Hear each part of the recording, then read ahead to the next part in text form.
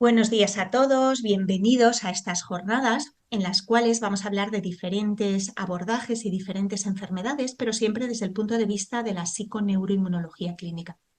Yo me llamo Olga García Gómez, soy médico de familia y trabajo con esta herramienta, con la psiconeuroinmunología, para entender al ser humano que tengo delante y entender cómo se ha provocado su enfermedad crónica y también tratar de abordar terapéuticamente sabiendo cuáles son los desequilibrios de esa persona, ¿no?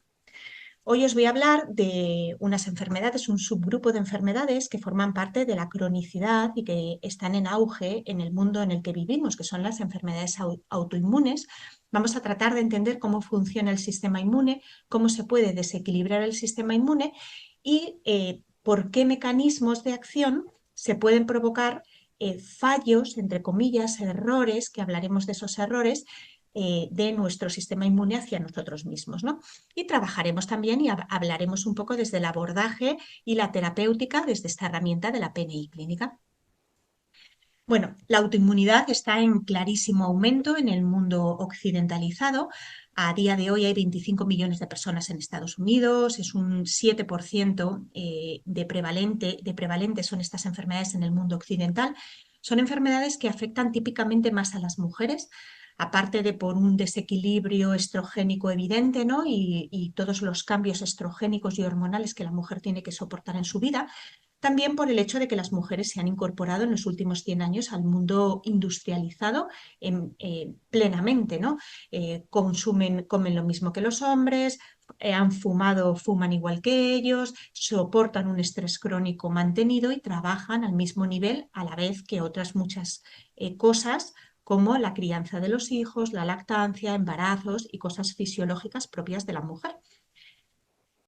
Son más de 100 enfermedades, las enfermedades autoinmunes están descritas. Las más frecuentes es la enfermedad celíaca, enfermedad de la psoriasis, la enfermedad tiroidea autoinmune es muy frecuente. Y es muy curioso porque este reumatólogo Miller habla de que las enfermedades autoinmunes pues tienen está aumentando la incidencia de enfermedad autoinmune silente. Es decir, que gente que tiene anticuerpos, o sea, su sistema inmune ya se ha deteriorado hasta el punto de hacer anticuerpos contra tejidos propios, pero no tienen síntomas, ¿no? Y él hace un estudio prospectivo viendo una población entre 14 y 90 años a lo largo de 2 décadas y se da cuenta del aumento de la presencia de anticuerpos en esas personas hasta en un 16%, ¿no? Aumenta a lo largo de esas 2 décadas la presencia de anticuerpos en ese estudio prospectivo, ¿no? La autoinmunidad, los datos de la autoinmunidad lo que nos dicen es que son enfermedades que afectan principalmente a nuestra sociedad industrializada, al primer mundo. Mirar la enfermedad celíaca, como está aquí. Esta es la incidencia, los datos de incidencia de psoriasis en Europa. Y aquí tenemos la elevada incidencia en Norteamérica y en Europa de la enfermedad autoinmune tiroidea. De siempre, desde el punto de vista médico, las enfermedades autoinmunes se han considerado genéticas, ¿no? Hay una genética que predispone a tenerlas, si tus padres la han tenido, tú tienes la predisposición a tener una enfermedad autoinmune, pero sin embargo lo que observamos es que la incidencia se ha triplicado en los últimos 50 años. Entonces realmente genéticamente nosotros no hemos cambiado tanto, ¿no? en este último siglo, ¿no? Con lo cual cabe pensar que hay otros factores implicados que igual sí que podemos modular desde el punto de vista terapéutico en la consulta y desde el punto de vista del paciente cuando los conoce, ¿no?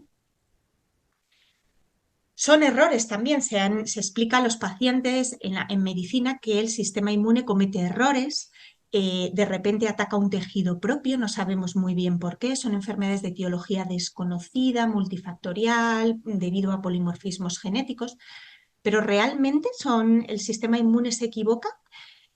Bueno, lo cierto es que yo, la hipótesis que planteo con esta ponencia, y quiero sembraros a vosotros, a cada uno de vosotros, la semillita de la duda, y la idea de que en realidad nada ocurre por error, ¿no? El sistema inmune no nos ataca, sino que hace una reacción contra algo que ya no soy yo. Una estructura de mi cuerpo ha cambiado y el sistema inmune, aunque sea un cambio mínimo, la identifica bien y ataca esa estructura, ¿no?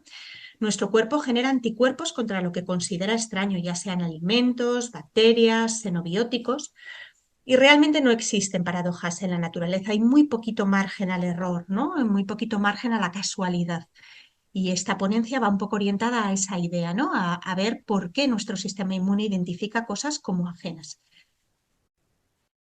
Este es el título, Todo en todas partes y al mismo tiempo, es el título de la película que ganó el Oscar el año pasado y me encanta porque, bueno, pues es un título muy PNI, es una película PNI, ¿no? En PNI clínica todo está interrelacionado, o sea, somos parte de un todo, no hay ni un solo proceso corporal que no impacte en sistemas aparentemente lejanos, todo tiene repercusión en todas partes, lo físico, lo emocional, lo energético, lo metabólico y lo inmunológico. Y el sistema inmune especialmente refleja muy bien el título de esta película, porque está todo en todas partes y al mismo tiempo. Así funciona el sistema inmune, ¿no? Está en todas partes de nuestro cuerpo.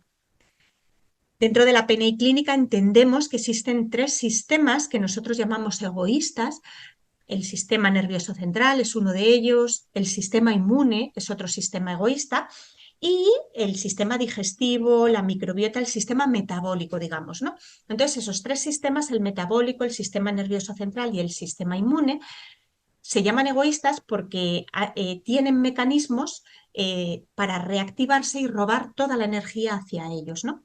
Esto ha sido evolutivamente necesario porque estos tres sistemas han servido y nos sirven para tolerar desafíos que en otros momentos, en la era preantibióticos, por ejemplo, nos hubieran matado.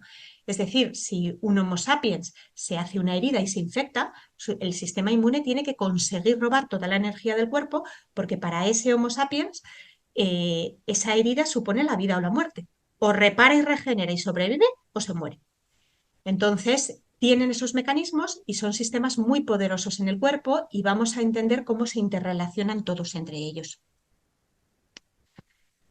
Dentro de esta visión de la PNI clínica, que tenemos una visión 360 grados, ¿no? Del paciente y de la patología, el síntoma nunca es la enfermedad, ¿no? El síntoma, que es la puntita del iceberg que vemos aquí, es lo que llamamos la foto. Es decir, el paciente viene a mi consulta con un diagnóstico de enfermedad autoinmune, sea una enfermedad tiroidea, un lupus, también puede ser un cáncer, una enfermedad degenerativa, una enfermedad metabólica, pero lo que el paciente me cuenta que le pasa no es la enfermedad. Lo que le pasa a este paciente, la enfermedad se ha ido gestando, es esta base y profundidad del iceberg en la cual la enfermedad se ha ido gestando a lo largo de mucho tiempo, con muchos desequilibrios, mucha presión sobre ese sistema, muchos desajustes, muchos reequilibrios durante ese tiempo, esa película. El paciente ha podido ir reequilibrándose hasta que ha llegado un momento que esta homeostasis, este equilibrio del organismo, se ha vencido y entonces aparece la enfermedad, ¿no? Por lo tanto, el abordaje siempre será multifactorial, es decir, no vamos a abordar únicamente los síntomas. Si nosotros entendemos que esta torre de palillos, ejercemos una presión sobre esta torre de palillos constante, duradera, y en un momento determinado esa presión hace que un palillo se rompa. Y probablemente se rompe por el palillo más frágil y ese palillo pues probablemente tiene mucho que ver con la susceptibilidad genética de cada uno, ¿no? Pero no vamos a tratar solamente este palillito, no vamos a pensar que el palillo es el problema. Tendremos que pensar que el problema es la presión que se está ejerciendo en el sistema, ¿no? Y dentro de este sistema entendemos que existe un terreno particular, ¿no? Un terreno propio y una idiosincrasia propia del paciente y de cada uno de nosotros, donde se gesta toda la patología crónica, ¿no? Y en el caso de las enfermedades autoinmunes, pues hay una carga genética, por supuesto, unos polimorfismos asociados, pero hay también una inflamación crónica de bajo grado, un sistema inmune que no se repara, una mala tolerancia inmunológica, es decir, un sistema inmune que no se autorregula bien. El sistema inmune tiene que tener la capacidad de autocontrolarse, de vigilarse a sí mismo, ¿no? Porque es muy tóxico y las respuestas inmunológicas son muy agresivas y pueden consumirnos, ¿no? Una fiebre, una sepsis, ¿no? Entonces el sistema inmune tiene que estar siempre regulado, ¿no? Una mala gestión de tóxicos, aparte de la exposición ambiental a la que estamos sometidos, unas alteraciones de la microbiota y de la permeabilidad intestinal. Si nuestras barreras, que son nuestro primer sistema defensivo, no están íntegras, pues entonces el sistema inmunológico que está detrás de las barreras y en el interior va a tener que trabajar muchísimo más. Y ese exceso de trabajo puede condicionar una mala regulación del sistema inmune o alguna respuesta anómala, como son las enfermedades autoinmunes y como son las alergias. Y luego, por supuesto, un sometimiento a un estrés emocional o a estresores crónicos mantenidos que bueno, son propios de esta sociedad, porque nosotros como Homo sapiens evolutivamente no hemos evolucionado exponiéndonos a múltiples estresores a la vez, todo junto, sino que nosotros pues nos enfrentábamos a un león, si sobrevivíamos 2 días después nos enfrentábamos a una hambruna, íbamos superando los estreses que eran únicos y cada estrés individual y separado de los demás, ¿no? Para entender bien cómo funciona el sistema inmune y cómo se desequilibra, vamos a entender muy bien primero, antes de todo, de entender la patología, vamos a entender la fisiología, ¿no?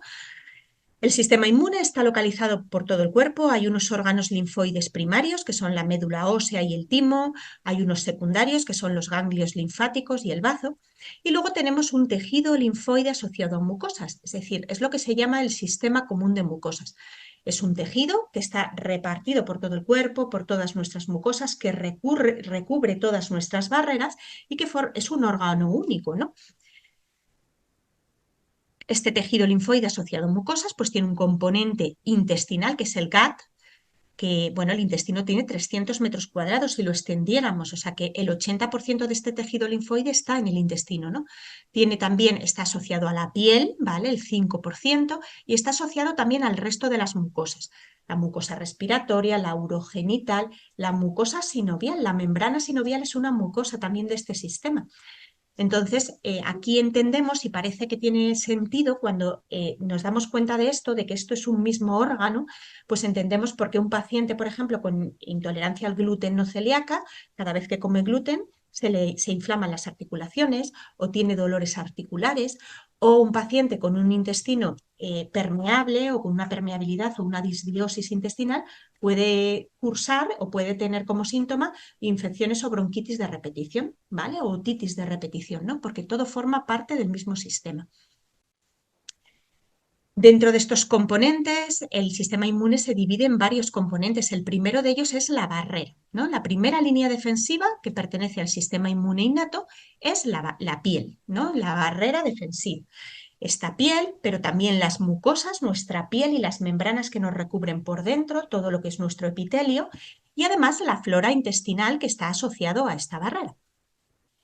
Dentro de este sistema inmune innato también tenemos la segunda línea, que son las células del sistema inmune innato, granulocitos, mastocitos, las células dendríticas.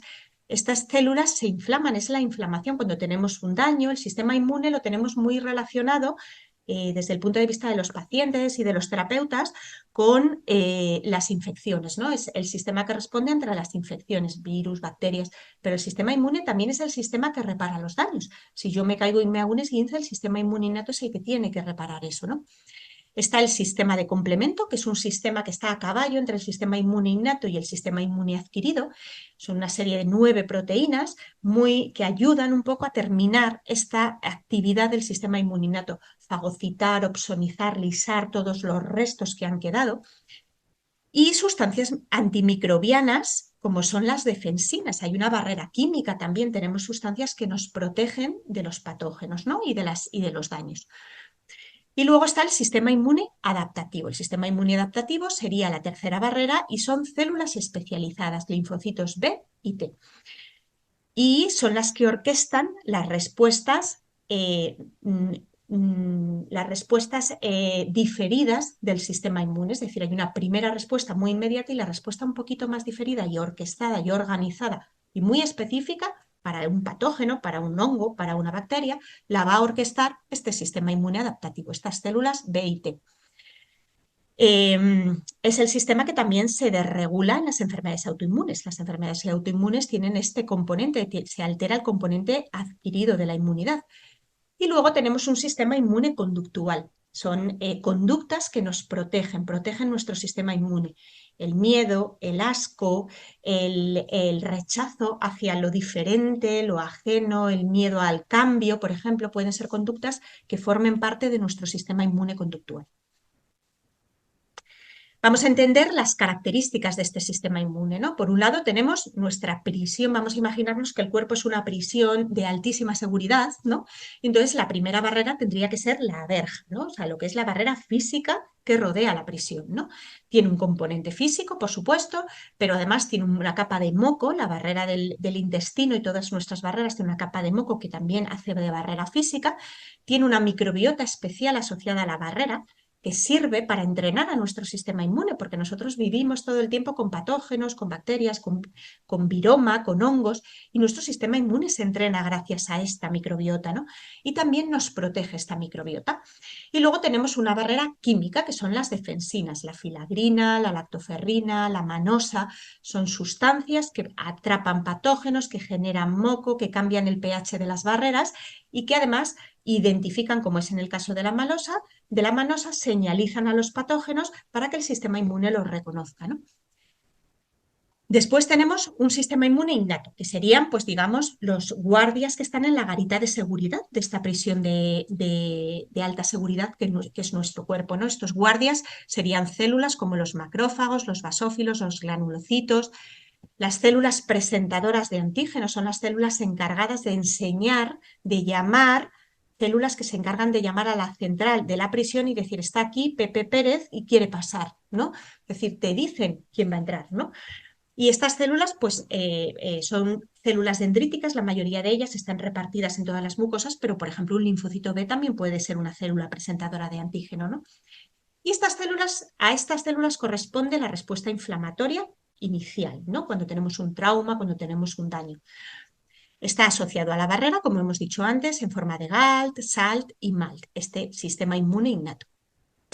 Y luego tenemos el sistema inmune adaptativo. El sistema inmune adaptativo es esta policía que está dentro de la prisión, que está rodeada de programa informático y que les van a llamar desde la puerta de la prisión diciendo está Pepe Pérez, quiere entrar. Y entonces la policía tarda un poquito, esta policía, estas células, que son células B, células C, tardan un poquito, buscan bien cuál es la respuesta, buscan en nuestra memoria, porque son capaces de generar memoria, y dicen, sí, adelante, está aquí fichado y puede pasar, no es peligroso, ¿no? Es un sistema inmune más lento, forma anticuerpos y memorias, más específico, y tiene una característica fundamental que nos importa muchísimo en las enfermedades autoinmunes, y es que se encargan de la inmunoregulación, es decir, es la unidad de asuntos internos. Esta unidad que sale mucho en las películas y que realmente se encarga de que los policías funcionen bien, que no se extralimiten, que no se duerman, como es en el caso de no haya infecciones de repetición o en el caso del cáncer, donde hay una regulación demasiado baja, no se entera el sistema inmune, pero en el caso de las enfermedades autoinmunes está como demasiado reactivo, ¿no? Y esto es muy importante y es una característica de este sistema. Aquí vemos esto que os digo, esta es la barrera intestinal y esta es la barrera que sería nuestra prisión de seguridad. Toda la microbiota, que está por aquí, el moco, las células de la barrera propiamente dicha, por aquí hay defensinas, filagrina, lactoferrina, y aquí, en esta parte de aquí dentro, aparte de tener músculos, de tener neuronas, tenemos las placas de Peyer, que son el tejido linfoide que está debajo de la barrera, donde se presenta el antígeno y donde se encuentran los linfocitos. Todo está súper relacionado, como os podéis imaginar, como he dicho al principio, todo ocurre a la vez en todas partes y al mismo tiempo, ¿no? Entonces, cuando las barreras no funcionan bien, tiene que funcionar todo como un reloj. Si las barreras no funcionan bien, esta inmunidad innata va a tener que trabajar más. Y si esta inmunidad innata trabaja muchísimo, la inmunidad adaptativa puede llegar a confundirse, a hiperreaccionar, a hiporreaccionar, a agotarse, ¿vale? Todo se tiene que activar de forma secuencial.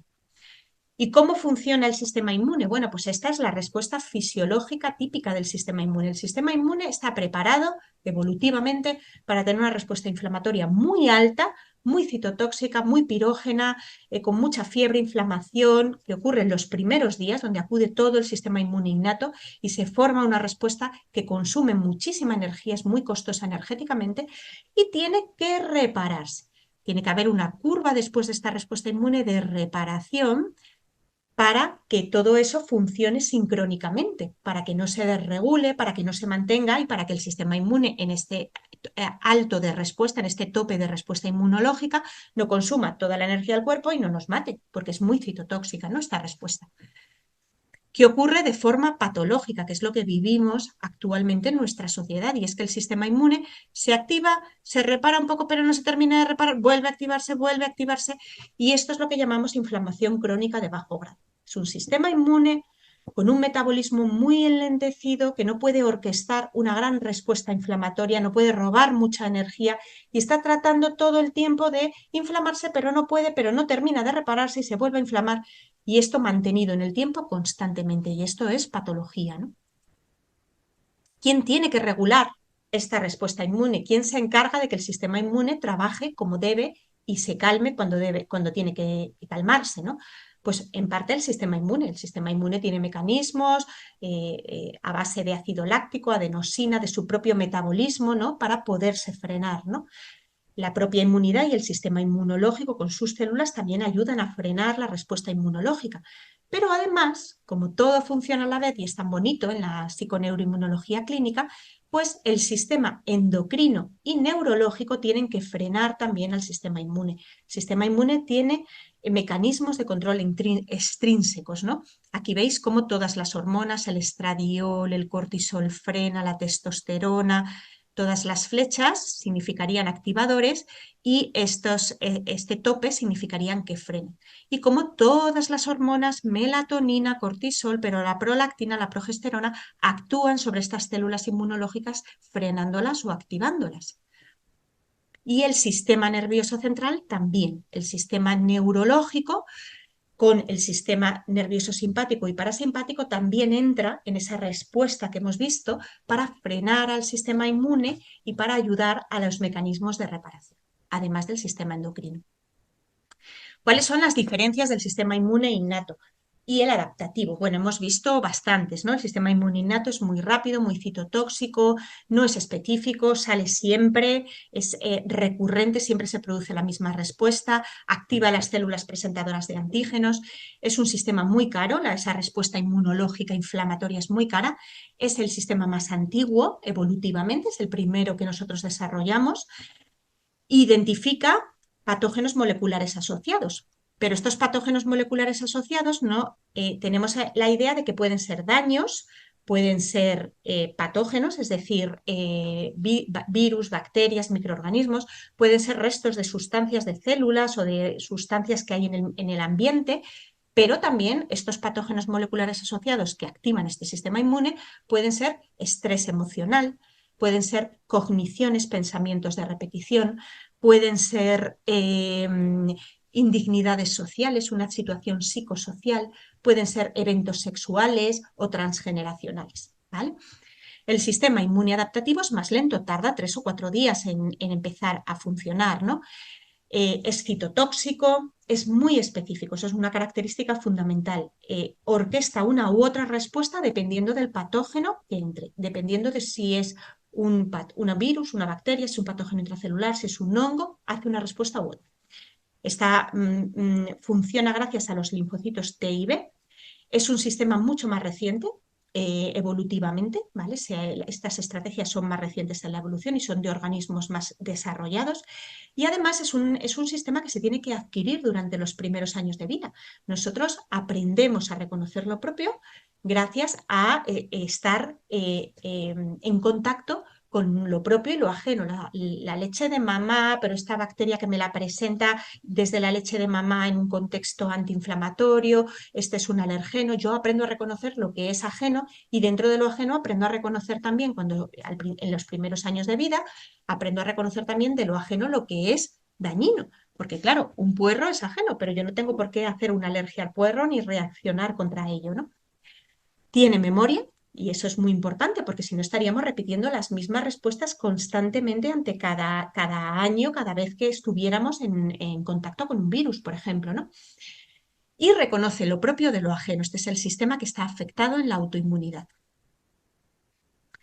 Bueno, pues cómo se produce la respuesta del sistema inmune adaptativo y en general cómo funciona todo, ¿no? Pues bueno, pues tenemos aquí esta célula presentadora de antígenos, una célula dendrítica que va a identificar un patógeno, va a englobarlo y fagocitarlo y va a presentar una parte de este patógeno, no todo entero, sino un trocito de ese patógeno, lo va a presentar en los órganos linfoides asociados a las mucosas y se lo presenta a un linfocito T que llamamos linfocito T naive.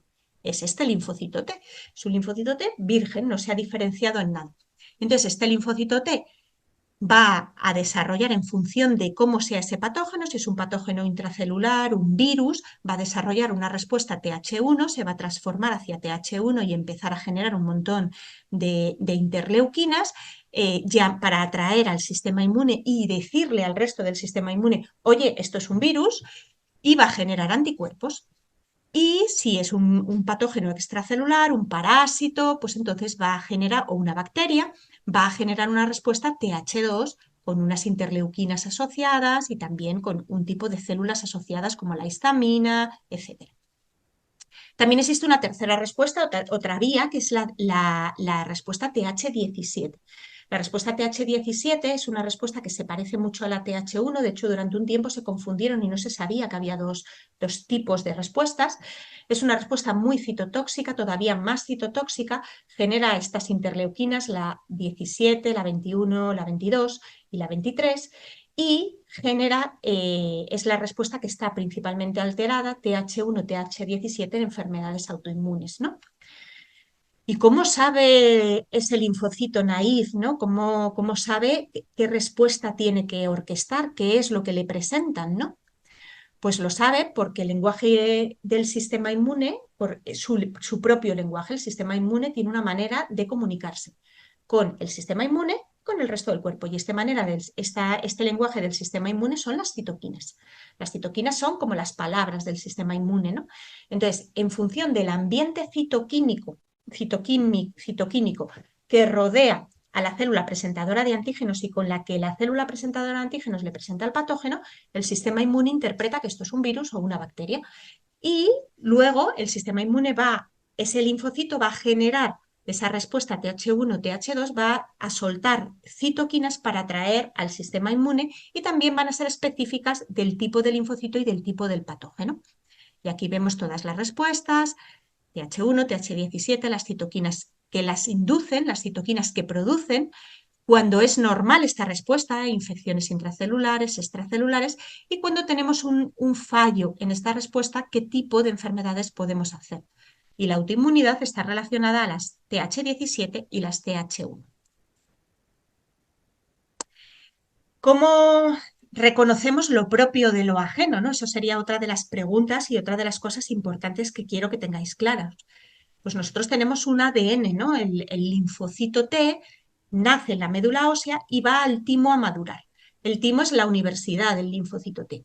Y entonces el linfocito T llega allí y entonces a lo largo de una serie de vida en ese periodo de maduración, en ese tiempo de universidad, va reconociendo todos los antígenos propios del cuerpo. Esto es de mi cuerpo, esto es de mi cuerpo, es de mi cuerpo, le van presentando todos los tipos de tejidos, tiene que reconocerlos y finalmente cuando se adapta, es decir, cuando ese linfocito ha demostrado que es capaz de reconocer todo lo nuestro, entonces migra y sale del timo. Son muy poquitos los linfocitos que salen del timo, un 5% de todos los que llegan. O sea, es una universidad dificilísima, la del timo. Y reconoce nuestras propias células gracias al ADN, al DNI de nuestras células. Nuestras células tienen un DNI, tienen un documento nacional de identidad, una banderita. Y esa banderita roja, es el HLA. El HLA es un marcador genético de polimorfismos. Hay muchos polimorfismos en enfermedades autoinmunes relacionados con el HLA. Es un marcador de susceptibilidad para padecer enfermedades autoinmunes. Y además, un contexto inflamatorio, el interferón gamma, aumenta la expresión del HLA tipo 2 en algunas células que no deberían expresarlo, es decir, hace que los sinoviocitos, la mielina y los enterocitos expresen una banderita que no le correspondería, por lo cual puedan ser identificadas mal por el sistema inmune.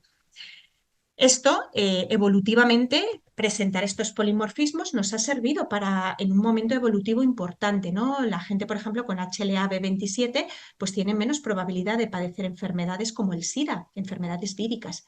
Pero, sin embargo, en la sociedad en la que vivimos, estos polimorfismos que en un momento determinado nos ayudaron a superar virus, pues a día de hoy son un lastre, son un marcador genético de predisposición de enfermedad crónica, ¿no? Entonces llegamos a lo que es la película. Os he explicado al principio que la foto es lo que el paciente me trae a consulta, ¿no? Tengo una enfermedad, una tiroiditis de Hashimoto. Eso es su foto, su diagnóstico. Pero ¿qué ha pasado en ese paciente, no? Pues lo que ha pasado en general es una susceptibilidad genética que la hay. Hay una programación epigenética, como hemos dicho, una maduración de esos linfocitos en el timo, hay unos primeros años de vida donde se selecciona la flora intestinal y hay unos eventos que pasan en esos primeros años de vida y se van acumulando factores de riesgo que van presionando sobre el sistema, sobre ese sistema de palillos, hasta que finalmente todas las estrategias que genera el cuerpo no son suficientes para impedir esa desregulación y acaba provocando enfermedad. ¿Y cuáles son, en general, cuál es la película de la enfermedad crónica, ¿no? Pues la película de la enfermedad crónica empieza con una alteración crónica, un estrés crónico, sea lo que sea estrés para el paciente, ¿no? Este estrés crónico produce una desincronización de los ejes de estrés, del sistema del cortisol, del sistema de adrenalina, del sistema nervioso simpático parasimpático y del sistema RAS. Esto abre las barreras crónicamente. El estrés abre las barreras porque necesitamos que se abra la barrera para captar nutrientes, ¿no? Pero el estrés crónico las mantiene crónicamente abiertas. Entonces los adipocitos se infiltran en esas barreras y empiezan a llamar al sistema inmune a que hay una barrera abierta y empiezan a soltar citoquinas. Además se produce una endotoxemia, se empiezan a filtrar sustancias propias de nuestras barreras, de nuestra microbiota. Si nuestra microbiota está bien, pues esas sustancias van a ser identificadas por nuestro sistema inmune como nuestras. Pero si nuestra microbiota está en disbiosis, pues empiezan a filtrarse sustancias patogénicas. Eso produce más desincronización, infección subliminal, inflamación. Esa inflamación no se resuelve porque toda la energía está centrada en este sistema y no hay energía para resolver esta inflamación. Neuroinflamación hipotalámica, inflamación crónica de bajo grado, como hemos visto, se mantiene ese sistema crónicamente activado y se empiezan a reactivar estrategias, ¿vale? Y empieza a haber síntomas en esta película, ¿no? ¿Y cuáles son los mecanismos que hay detrás, ¿no? De la autoinmunidad? ¿Cuáles son aquellos mal llamados errores del sistema inmune, ¿no? ¿Por qué el sistema inmune, que ya hemos conocido cómo funciona, puede identificar mal algo que está en nuestros tejidos o nuestros tejidos? Bueno, pues el primer mecanismo que está en la base de casi todas las enfermedades crónicas es la alteración de la barrera, de las barreras, un daño en la barrera, en esa primera línea de defensas. Se hacen agujeros, las barreras, sobre todo la barrera intestinal, tienen unas uniones que se llaman tight junction, son uniones estrechas, y estas uniones se abren y se cierran gracias a una proteína que se llama zonulina. La zonulina, cuando hay un estrés agudo, se suelta, abre la barrera para que nosotros podamos captar todos los nutrientes, agua, sodio, glucosa, para poder responder a ese desafío agudo. Y entonces la zonulina se vuelve a recaptar. Es un mecanismo que tiene su propio feedback. Pero, ¿qué ocurre cuando hay estrés crónico? Pues que esa barrera se mantiene permanentemente abierta, no se resuelve ese estrés, ¿no? Y entonces este mecanismo está muy implicado en todas las enfermedades autoinmunes, como hemos visto antes. Otro mecanismo de ruptura de barrera, pues aparte de abrir lo que son las uniones entre los enterocitos, entre lo que son las células intestinales, también algunas sustancias como las saponinas, que son sustancias que pertenecen al sistema inmunológico de las plantas, del tomate, de las patatas, de la berenjena, pues estas sustancias tienen muchísima afinidad por la membrana lipídica de las células y por el colesterol de esa membrana. Entonces empiezan a bombar las membranas, como se ve en esta diapositiva, abomban las membranas hasta que llega un momento que rompen literalmente la célula, rompen la membrana de la célula. Y además pueden generar vacuolas y dentro de esas vacuolas se pueden quedar sustancias tóxicas, restos de alimentación no digerida o virus que se quedan ahí metidos, restos de virus, patógenos, microbiota, y esto viaja por la sangre y puede generar problemas a distancia. Otras sustancias que también alteran y estropean la barrera intestinal son las lectinas.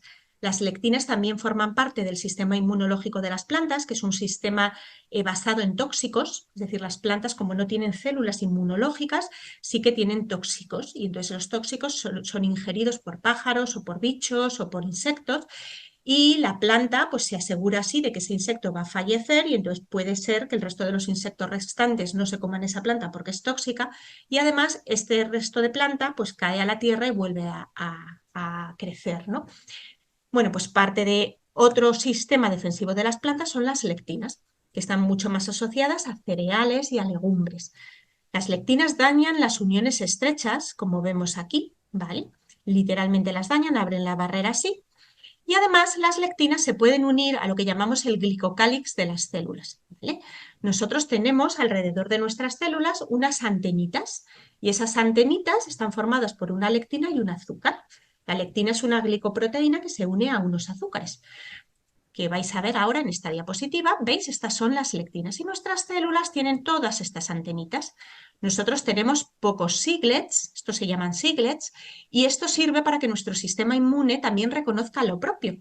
Cuando reconoce esas antenitas dice, ah, esto es una célula de este cuerpo, ¿no? De este ser humano en el que yo he nacido, ¿no?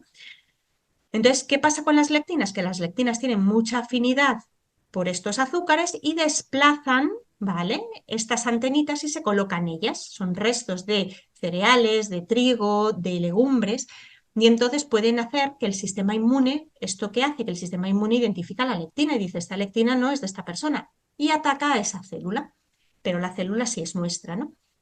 Además, también estas lectinas tienen unos azúcares aquí arriba, y uno de estos azúcares, el azúcar que nosotros tenemos principalmente es el Neu5AC, ¿vale?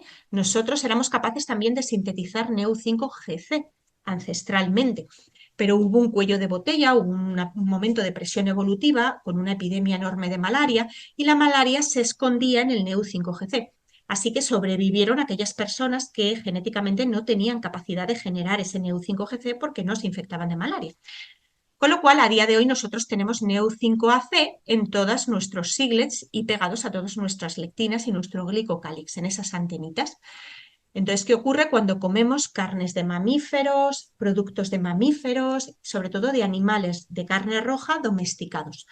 Pues que al comer esto, el azúcar Neu5GC puede desplazar al Neu5AC y de nuevo generar un mecanismo de reconocimiento de nuestra célula por parte del sistema inmune como ajena. En el ser humano hay muy poquita variación de siglets y eso hace que nuestro sistema inmune sea más reactivo. Y este mecanismo de acción, el mecanismo de acción del Neu5GC, tiene muchísima importancia en la enfermedad tiroidea y en la enfermedad, la esclerosis múltiple. ¿Por qué? Porque el Neu5GC y el AC también unirían la mielina y el axón y entonces el Neu5GC desplaza este enlace entre mielina y axón y provoca que la neurona sea mucho más frágil. ¿Qué causa todo esto? Bueno, pues hemos hablado de caseínas, el gluten, la caseína también causa alteración de la barrera intestinal, inhibidores de la alfa-amilasa y de la proteasa, la glutinina del germen de trigo, que es un tipo de leptina especialmente dura y muy difícil de digerir, las antitripsinas, el glifosfato, que es un pesticida y tóxicos ambientales. Otra causa fundamental, hemos hablado de la permeabilidad intestinal desde el punto de vista de las lectinas, de la zonulina, de la apertura de esas uniones estrechas y de la saponificación. Hemos hablado también del Neu5GC, es decir, de cómo el azúcar y la lectina puede hacer que nuestras células tengan una estructura un pelín diferente y sean reconocidas como ajenas por nuestro sistema inmune. También la microbiota. La microbiota hemos dicho que forma parte de nuestro sistema inmune en las barreras, ¿no? Tenemos más de 5.000 microorganismos por todo nuestro cuerpo y se ha asociado una alteración, una disbiosis y una alteración de la microbiota en diferentes poblaciones, se ha estudiado y se ha demostrado que las poblaciones con más enfermedad crónica, poblaciones más industrializadas, tienen una pérdida de diversidad, es decir, tienen una disbiosis que está a expensas principalmente de una pérdida de la diversidad microbiana. Al tener menos microbios dentro de nuestras, menos cantidad de tipos de bacterias en nuestra microbiota, las que quedan tienen más facilidad para crecer y para llegar a lo que llamamos quorum sensing, que es el límite de quórum a partir del cual esas bacterias se transforman en patógenas. La microbiota se programa epigenéticamente con todos los acontecimientos que ocurren a lo largo de los primeros años de vida, desde el parto, la situación del embarazo de la madre, el nacimiento del bebé.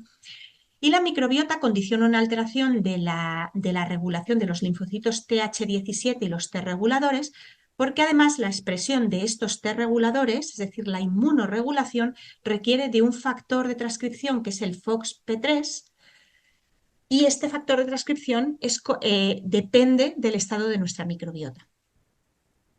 Causas de disbiosis, pues lo mismo que hemos hablado antes, alimentarias, aditivos, digestivas, es decir, una mala digestión de determinados nutrientes por un enlentecimiento del tránsito digestivo puede hacer que lleguen al intestino sustancias enteras que no deberían, ¿no? Como lectinas, como caseínas, como gluten. El estrés crónico afecta a nuestra microbiota, un desajuste en biorritmos, porque hemos visto que la desincronización de ejes está en la base de toda la patología crónica, tóxicos y metales pesados. Dentro de la microbiota es fundamental la cavidad oral, ¿no? En la cavidad oral tenemos 700 bacterias que se orquestan y se unen en forma de biofilms para protegerse del sistema inmune. Es nuestra primera línea de defensa del cuerpo. La microbiota oral ha cambiado muchísimo debido a los cambios de alimentación de una sociedad cazadora-recolectora a una sociedad agricultora y posteriormente a la sociedad en la que vivimos, donde comemos alimentos altamente procesados, ¿no? Y tienen mucha relación las bacterias de la microbiota oral con enfermedad crónica de bajo grado, inflamación crónica de bajo grado, patología cardiovascular, patología tendinosa, hernia de disco, etc. Y dentro de la autoinmunidad tiene mucha importancia este mecanismo que llamamos citrulinización. La microbiota oral, el tabaco y algunos gérmenes de esta microbiota oral que aparecen aquí tienen la capacidad de generar la PAD4, que es la peptidilarginina. Esta enzima, la arginina, que es un aminoácido, debería convertirse en el organismo en óxido nítrico. La arginina es el precursor del óxido nítrico y el óxido nítrico es fundamental para los procesos de reparación de la inflamación y para toda la vasodilatación y toda la oxigenación vascular, ¿no? Del árbol vascular. Cuando nosotros tenemos esta enzima, la arginina pasa a convertirse en citrulina. Y nosotros no tenemos ese aminoácido. Entonces, en aquellos sitios donde hay mucha predominancia de arginina, se convierte en citrulina y esta citrulina es identificada por nuestro sistema inmune bien como errónea. Y entonces hace los anticuerpos anticitrulinados, que son típicos, por ejemplo, de la artritis reumatoide. La translocación bacteriana, gracias a esta barrera intestinal que está permeable, es la causa de todas las causas, está debajo de toda la patología crónica, ¿no? Las bacterias, los virus, los tóxicos ambientales, restos digestivos, penetran por la microbiota y entran y se exponen directamente a la inmunidad, ¿no? Al sistema inmune, ¿no? Viajan en caballos de Troya estas bacterias y esta parte de nuestra microbiota, sobre todo si la microbiota está en disbiosis, pues se meten en algunas células que son específicamente muy anaerobias, como es el eritrocito, el adipocito, kilomicrones, se meten ahí y entonces se quedan ahí acantonaditas y viajan por la sangre a tejidos distantes, como es una hernia de disco, como es un tendón, por ejemplo, y en esos tejidos se quedan acantonadas, se ocultan al sistema inmune, porque son poquitas, van consumiendo los recursos energéticos y tisulares de ese tejido y en un momento determinado alcanzan su quorum sensing y entonces pueden infectar, ¿no? Y pueden reactivarse, como ocurre en el caso de las reactivaciones virales, ¿no? Esto es lo que llamamos microbioma durmiente. En este artículo lo cuenta muy bien. Y aquí vemos un eritrocito, unas fotos de un eritrocito con bacterias patógenas en su interior y fuera de él. Los virus intracelulares pueden utilizar este sistema el microbioma durmiente, forman parte de este sistema y de la translocación bacteriana para quedarse dentro. Desde el punto de vista médico, hemos identificado que existen virus que provocan enfermedades autoinmunes, ¿no? Pero muchos otros virus se quedan dentro y las provocan en el tiempo, ¿no? Porque en un momento determinado se reactivan, ¿no? No solamente virus, también bacterias, como hemos hablado, restos de nuestra microbiota que es patógeno. Aquí tenéis un artículo en el cual, bueno, pues se estudia este mecanismo de acción del microbioma durmiente y de otro que vamos a hablar ahora que se llama Mimicry, en el caso de infecciones por COVID, ¿no? Hemos visto que después de infecciones por COVID se reactivan muchos virus latentes y muchas infecciones latentes en el paciente, ¿no? Se reactivan herpes, se reactivan Epstein-Barr, citomegalovirus. Y este es otro mecanismo de acción que se llama mimicry, que es la sensibilidad cruzada. Es decir, cuando la célula presentadora de antígenos, esa célula dendrítica, ¿os acordáis que tenía así como brazos? Presenta el antígeno al linfocito de Naïf, al linfocito virgen, solamente le presenta una parte, no puede presentarle el antígeno entero. Entonces le presenta un trocito, un conjunto de aminoácidos de ese antígeno. Y eso se llama epítopo, ¿vale? Le presenta un epítopo. Y resulta que algunos epítopos nuestros se parecen mucho a epítopos del gluten y la gliadina o de virus o de Klebsiella. Y entonces, por ejemplo, las personas con HLA-B27 tienen mayor probabilidad y confunden, es decir, la Klebsiella se meten dentro de su colágeno y como se parece mucho al colágeno, hacen reacciones anti nuestro colágeno tratando de hacer reacciones anti la Klebsiella que está dentro, ¿no? Porque el epíteto se parece mucho. Aquí veis, como veis, el linfocito B, T, va a reconocer este antígeno, pero esta cadena proteica es totalmente diferente de esta y, sin embargo, el epítoto que le presentan es muy parecido, ¿no? Luego también hay otro mecanismo y son lo que llamamos superantígenos, y es que los virus hacen copias de sus antígenos y los diseminan por todo el cuerpo y el cuerpo en otras partes y en otros tejidos reaccionan contra ellos, ¿no? Y otra idea de la enfermedad autoinmune muy importante que quiero que también tengáis claro, hemos visto pues todo el fallo de la barrera, hemos visto un montón de mecanismos por los cuales el sistema inmune puede reconocer una célula propia como ajena porque tenga un azúcar que no es el suyo, un Neu5Gc, porque tenga una lectina que no es la suya, porque el epítoto no se parece, porque resulta que esa célula tiene englobado dentro de una saponina un virus dentro. Entonces lo identifica erróneamente, no erróneamente, lo identifica en realidad bien, ¿no? Y hace una reacción contra esa célula. Pero luego también existe una forma en la cual el linfocito puede equivocarse y es cuando le presentan el antígeno con un fenotipo inflamatorio. Esta célula dendrítica, las células presentadoras de antígenos, los macrófagos, pueden presentar este antígeno en unas condiciones antiinflamatorias o proinflamatorias. Cuando el macrófago tipo 1, que es el proinflamatorio, presenta un antígeno al linfocito, el linfocito se da cuenta por las citoquinas que hay alrededor que eso puede ser peligroso. Y entonces puede tener la probabilidad de errar y de generar una respuesta inmune más citotóxica de la que debería ante ese antígeno.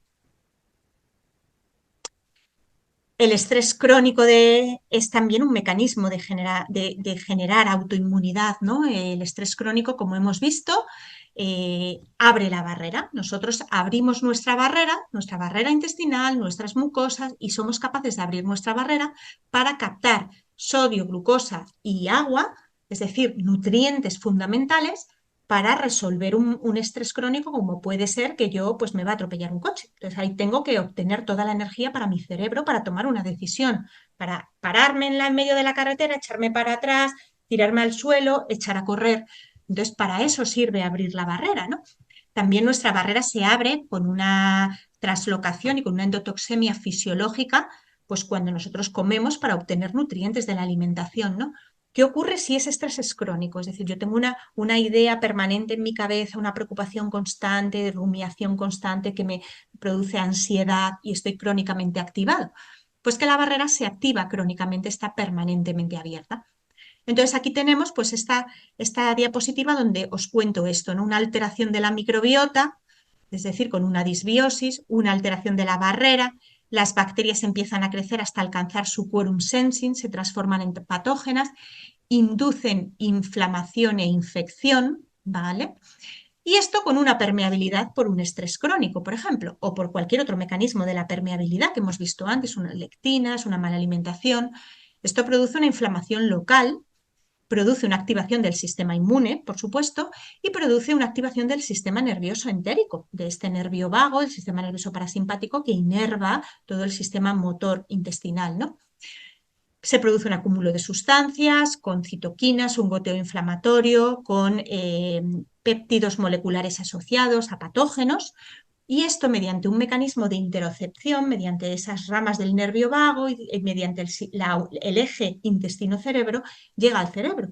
Y el cerebro se da cuenta de que hay un estrés en el intestino y entonces activa los ejes de estrés, el HPA, el sistema nervioso simpático y el eje RAS. Y esto vuelve otra vez a aumentar todo esto. Es un círculo vicioso.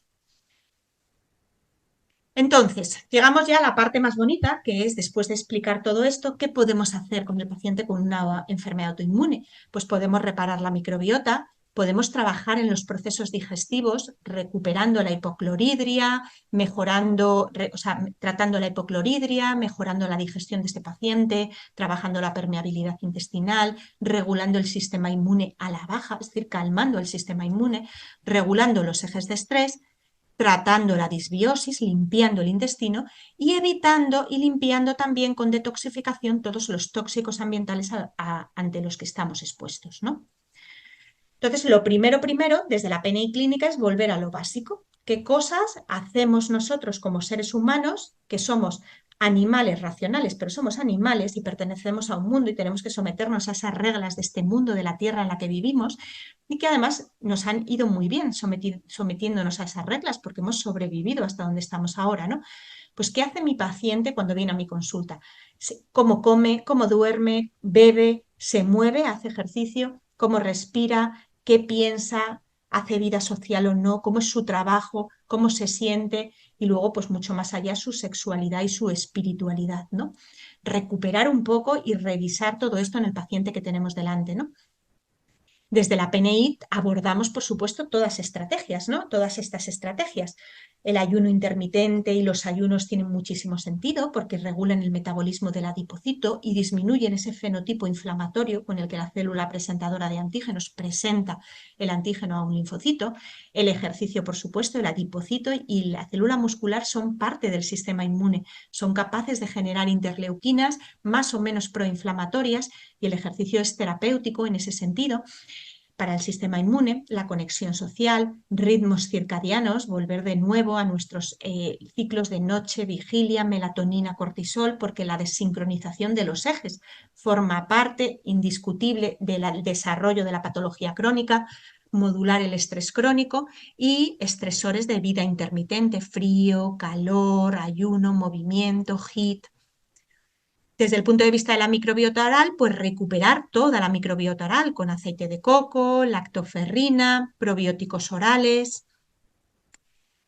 recuperar la buena digestión y los procesos digestivos del paciente para que no se filtren hacia ese intestino sustancias o aminoácidos muy grandes que no puedan ser digeridos o que puedan ser filtrados por esa barrera intestinal que puede estar tocada, con una buena masticación, enzimas digestivas, zinc, regaliz, regular si es que existe la hipocloridria, tratamiento de limpieza de la disbiosis, reparar y limpiar toda la flora patogénica que está en desequilibrio con aceites esenciales, tomillo, orégano, ajedrea, comino negro, recuperar la permeabilidad intestinal con todas estas sustancias, glutamina, colágeno, cúrcuma, glucosamina, es decir, es muy importante reparar esa barrera, la melena de león también repara la barrera intestinal. Probióticos, los probióticos como el Lactobacillus reuteri, el Bifidobacterium lactis, los fermentados, han demostrado ser capaces de regular el sistema inmune aumentando citoquinas como el TGF, el Transforming Growth Factor, y la interleuquina 10, que son citoquinas antiinflamatorias, ¿no? Y a veces también entrar en contacto con la tierra, hacer contacto con la tierra o tomar probióticos de tierra si el paciente no le gusta la jardinería, no sale a la naturaleza, no tiene esa oportunidad, ¿no? La alimentación es fundamental lo que comemos, al igual que cerrar el grifo a determinadas sustancias que pueden ser nocivas para nuestro intestino, sobre todo en las fases en las que lo estamos limpiando y curando, y también cerrar el grifo de los tóxicos ambientales, ¿no? Entonces, la alimentación de un paciente con enfermedades autoinmunes debería ser la de un cazador-recolector urbano. Es una alimentación antiinflamatoria con mucho colágeno, mucha glicina, mucha víscera y muchos restos de casquería y de articulaciones, mucho caldo de huesos, fermentados también, y una alimentación que en un principio, la alimentación en las enfermedades autoinmunes es muy, muy cercana a la cetogénica, porque daros cuenta que no sabemos muy bien cuál es el mecanismo que afecta a esa persona y tenemos que pensar que las saponinas le pueden estar afectando, las lectinas también, los cereales, el azúcar, bueno, determinadas carnes, dependiendo de la enfermedad. Entonces, la alimentación al principio es mucho más restrictiva para posteriormente, una vez que hemos regulado y calmado y reparado toda la barrera y toda la inmunidad desde el principio, el sistema de barrera, el sistema inmuninnato y el sistema adaptativo, podamos ir introduciendo alimentos a ver qué tal le sientan al paciente, ¿no? Prebióticos, por supuesto, todo el aporte de fibras buenas para este paciente, ¿no? Para recuperar su intestino y para mejorar toda lo que es la microbiota mucoprotectora y toda la formación de moco. Dentro de estos probióticos son muy importantes los betaglucanos, la melena de león, en setas, dátiles, la micoterapia es muy importante porque también tiene efecto inmunorregulador. Y luego para quitar las lectinas que ya están localizadas en determinadas células de nuestro cuerpo y hacen confundir o no confundir, pues activan nuestro sistema inmune en exceso, alimentos deslectinizadores como son, por ejemplo, pues el mango, la ocra, las setas, son muy útiles en estos pacientes. Eliminación de tóxicos. Este intestino, aparte de cerrar el grifo a los tóxicos ambientales, obviamente tenemos que cerrar el grifo a que sigan entrando sustancias que pueden hiperactivar nuestro sistema inmune. Mientras que mi barrera no esté bien, mientras que tengo un fenotipo inflamatorio, tengo una inflamación crónica de bajo grado, mientras que tenga permeabilidad, etc. Pero luego también podemos ayudar a eliminar los tóxicos, es decir, todos estos aditivos, metales pesados, pueden ser eliminados mediante detoxificación, con, por ejemplo, el cardomariano, es una sustancia muy buena para detoxificar, junto con otras muchas, ¿no? Cardomariano, el desmodium. La clorela también es un alga que ayuda mucho a detoxificar, la espirulina, las zeolitas, todo tipo de zeolitas y arcillas también ayudan a detoxificar intestinalmente. Por supuesto, el intestino de este paciente tiene que moverse. Las personas con enfermedades crónicas, muchas de ellas nos hemos acostumbrado socialmente a ser estreñidos, ¿no? Y a tener estreñimientos que a veces van 2, 3 días de evolución, casi siempre están estreñidos toda la vida estreñido, ¿no? Pues eso implica que tu sistema emuntorial, ¿no? O sea, todo el sistema de depuración de tu cuerpo, uno de ellos, que es el sistema digestivo, no está funcionando como debe.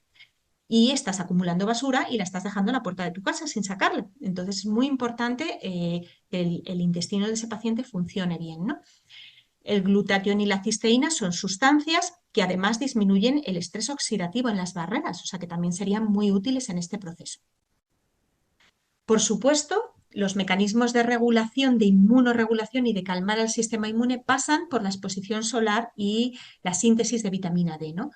Vivimos en una sociedad en la que pasamos 8 horas al día metidos en cristaleras, trabajando encerrados, ¿no? Con muy poco contacto con la naturaleza y con mucho miedo al sol desde hace varios años, ¿no? Sobre todo en el mundo occidental.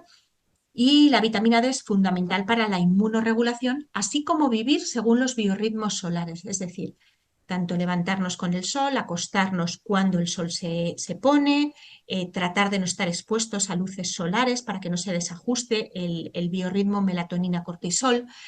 El sistema inmune trabaja por la noche, se lo explico siempre a mis pacientes, es su biorritmo. Entonces, si nosotros a las 6 de la tarde seguimos trabajando, que es cuando se producen los pulsos de melatonina para que nuestro sistema inmune empiece a trabajar, y nosotros volvemos a casa, vemos la tele, estamos en pantallas, en ordenador y en el móvil hasta las 12, nuestro sistema inmune va a tener 6 horas de jet lag.